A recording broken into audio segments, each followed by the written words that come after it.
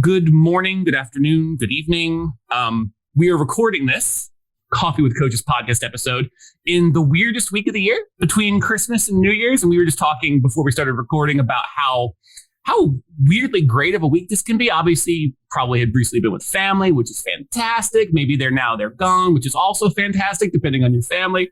But we're talking about how much space for not just recollection and review and looking forward we have during this week, but also just how light things feel. And I think we'll get into that a little bit in a bit, but that's all that preamble to say thank you for being here. Welcome. You're probably listening to this once your year has already gotten some good momentum. So hopefully that is the case and you've got some good traction already. I'm Kevin, and today I have with me Melina Panetta. Did I pronounce that right? Melina Panetta? Yes, you did. Excellent. Melina is a success coach that helps ambitious women become 20% happier by taking the leap to live up to their full potential. And we're going to talk a lot about happiness. 20% is nice. It's good to be specific. It's good to have specific goals, even for something as difficult to quantify as happiness. So I'm so grateful for you to be here today. Thank you for being here. Welcome to the podcast, Melina. Hi, Kevin. It's a pleasure and an honor to be here with you. So thank you. Let's start at the beginning. What got you into coaching? What prompted you to start a coaching practice? And how did things get going for you? So I've been a natural coach my entire life. I'm an ex-corporate, what I like to say, yes girl. For 20 years, I sold software for corporate America. And throughout my career, I've had a lot of successes, but, I was always the one who on the surface looked happy, but inside I was frantic. I was tired. A lot of times I was lonely. And many times I was very discouraged because my inner voice was always saying, you can do better, or this isn't working out. And so what happened was I took my own leap, Kevin. I took my own leap, and so many people. So I used to head up women's groups and women empowerment groups on my own through each of my positions. And, I naturally was a coach for women in the professional world. And everyone kept saying, why aren't you a coach? Why aren't you a leader? And, where I came from, it's mostly male dominated. So it's really, no really time for a female coach to empower women. And so about 6 years ago, I decided to go part-time to school to become a accredited coach, life coach for women. And for the past 5 years, I've been helping ambitious women to what I like to say be 20% happier through my signature program called the Happiness Blueprint. Lovely. And I just looking at your website, which of course we'll make sure to mention at the end of the podcast, but I just love how, it's happiness centered. Everything is about happiness, but then you don't just throw the word happy around willy-nilly. You actually define it. And I feel like, and that kind of leads me to my next question, the one that I usually love to ask all the coaches I talk to. Throw the word out there and interpret this word however you would like. I ask what you're doing in your coaching practice today that you would say is unique. Unique can mean a lot of things because obviously there's, we're all snowflakes, but we're all kind of doing the same business, but everybody's got their spin, their pivot, their thing that they focus on or that they do exceedingly well that really makes their coaching practice special. And so clearly yours is based around happiness, but I'd love for you to talk a little bit more about that. Sure. So in my practice, we really focus on how your brain works.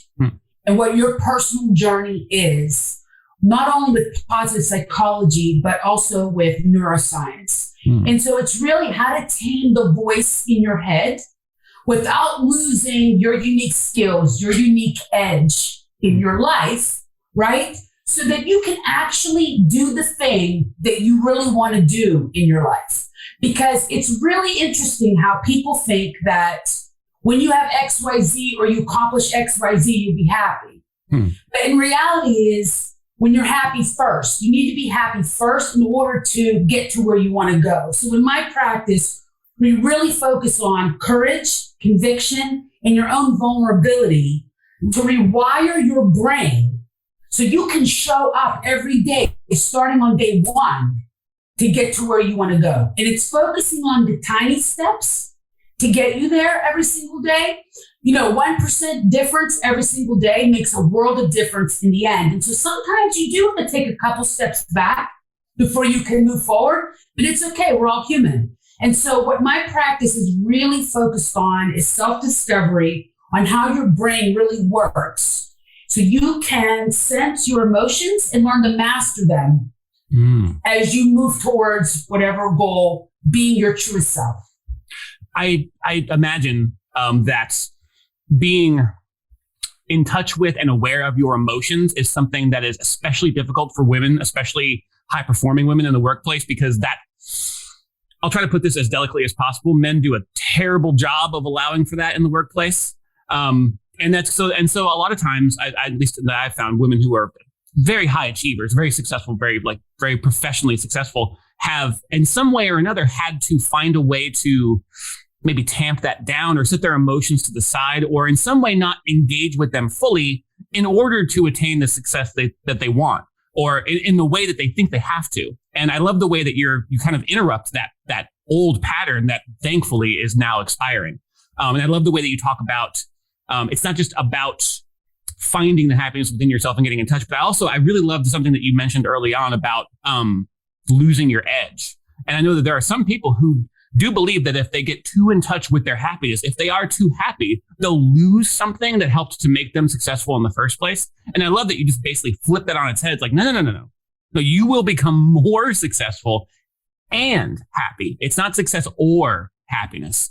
And I love all the different ways that you invert or reposition or recontextualize what happiness and emotional awareness can mean specifically in the workplace. I love that. There's no question there. I just wanted to say how much I love it. No, and you totally summed it up really, really well. And, in this day and age, it is just so important to really understand who you truly are without the baggage attached to the idea of yourself or the idea of who you need to be, right? Mm-hmm. When you are your truest self, that is when you can have both success and happiness. And that's when it happens. A lesson I try to learn every day. Yes. Let's talk. You know what? We're coming up on the new year. Let's talk about what's coming up next for you and your coaching practice. And of course, you're in the office. We're doing this podcast right now. What do you have cooking for 2022? So for 2022, I'm working on my new training. So my program is called the Happiness Blueprint.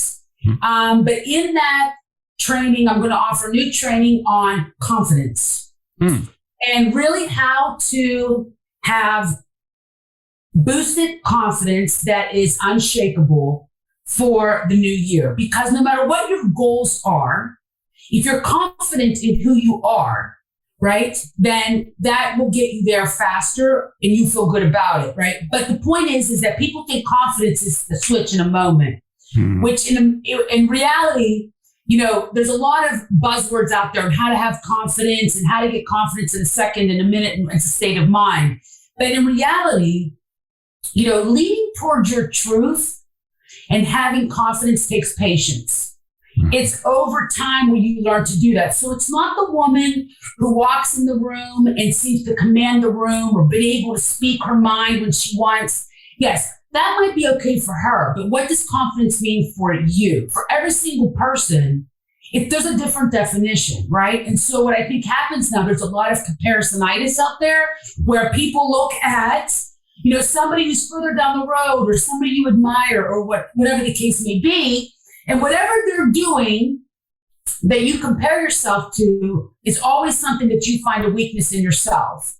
And then that's something that leaves you feeling less confident. So my new training in 2022, which is launching in January, is going to focus on how to have unshakable confidence that is true to you. And what does it mean for you to achieve your goals and what you'd like to accomplish? And, it doesn't really need to be, I need to lose 50 pounds or I want to make $1 million. It could be, hey, you know what? Tiny steps. I'd like to speak up for myself. I'd like to learn to say no. I'd like to set these boundaries and have them feel good about it, right? And not feel like crap because I set a boundary. So, it's the things like that happen in your daily life, or asking for what you need, right? Maybe having the confidence to ask for what you need because people aren't mind readers. So when you think about goals, many times in the new year, and I think that's why so many people's goals diminish after about 3 weeks, is that, everybody has these high, big aspirations that seem to be way out there. But the reality is that in your daily life, that is the key to your success, is the things that you do every single day, the 1%, the tiny steps that you do every single day. And so it could be something as simply as asking for what you want, not feeling frustrated anymore because you have more control over your emotions, right? Feeling connection with other people. Maybe you're someone who wants to work on your relationships, right? Having the courage to take more risks, to put yourself out there, to try something different than you haven't tried before, right? Trusting your intuition, right? And stop second guessing yourself every time you want to go and do something. So those are all the things that will be contained on how to master and how to start in my new training. And I love that the building blocks they're so simple and they're almost common sense, but we have an uncommon lack of awareness of them. And also that, and again, I think you had the key to it right up at the top. Patience. And I know a lot of times here in like the new year, people get those big goals like you're talking about and they fizzle out after 3 weeks because you try to do it all at once, or you try to front load everything. Or if you don't see a particular version of progress, if it doesn't manifest in a particular way, you get discouraged and you kind of recede. And there's that patient building, those daily steps. They might sound boring, but I mean, that's how great things get done, including happiness, which is, I believe, a great thing to be building and working towards every day. And I love your approach quite a bit. It's funny, actually, I forget where the quote comes from initially, but just yesterday in a meeting, I had it just dawned on me to say, as we were conversing about something, that comparison is the thief of joy. I forget who said that, some writer, some time back or whatever probably said it, but I've always loved that. It's always stuck in my head as just because our brains naturally do that. We're comparative. We're pattern recognizers. We see things. We take one thing compared to the other. We weigh it. We measure. It's part of how our brains work. But we are. I think you called it out very sharply. We are sometimes slave to that kind of comparison thinking, and that's not going to get us where we want to be. It's not going to help us have the happiness and the success that I think we all want, and quite frankly, we can all have. And yes.